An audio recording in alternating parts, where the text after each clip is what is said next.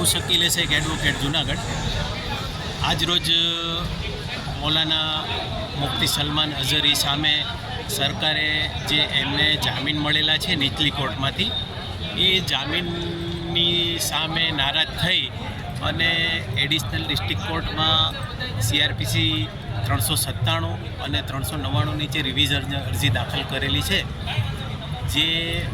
Revision અરજીમાં આજે પ્રથમ ડેટ હતી એમાં મૌલાના સાહેબને આજે નામદાર ઠક્કર મેડમની કોર્ટમાં સવારે રજૂ કરવામાં આવેલા હતા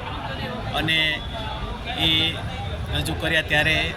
અમે લોકોએ મૌલાના તરફથી એમને ડિફેન્ડ કરવા માટે વકીલાતનામું રજૂ કર્યું અને જે રિવિઝન અરજી છે એની તમામ નકલો પ્રોવાઈડ અમને કરે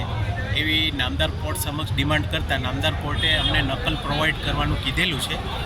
હવે નકલ મળ્યા બાદ એમાં ડેટ પડશે એટલે આગામી ડેટમાં આ રિવિઝન અરજીની સુનાવણી થશે.